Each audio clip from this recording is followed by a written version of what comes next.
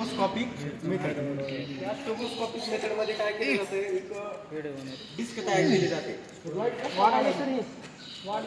या डिस्कमध्ये जेवढी पोलची संख्या त्यानुसार याच्यामध्ये कलर कोडिंग केले जाते. एक रेड, एक ब्लॅक आणि एक व्हाईट, या प्रकारे. राईट. या ठिकाणी किती पोल आहेत बघा, 1 2 3 4 4 पोल आहेत. त्यामुळे या ठिकाणी आपण 4 डिस्क आणि 4 व्हाईट अलग अलग ह्याच्यामध्ये स्प्लिट केले.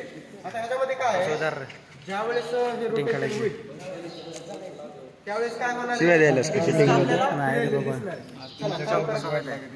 चालू करेंगे मोबाईल उलट फिरायली सर. बघा या ठिकाणी आपल्याला आता टायमर लावावा लागेल. रोल्स रॉयस टायमर आहे का कुणाचा? नाही. Right timer.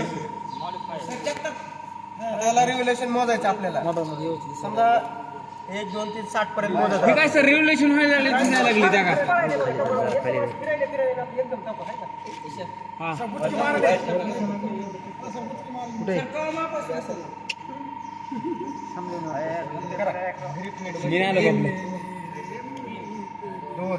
अगोदर छान ना म्हणते 3 4 कटिंग मध्ये कलर दिसायला डायरेक्ट 6 बल्ब दिसत 7 8 9 कुठे 10 11 कुठलं मोबाईल 12 रिफ्लेक्ट होईल ना 13 14 कुठे आहे 15 आहे का स्टॉपवॉच आहे 16 19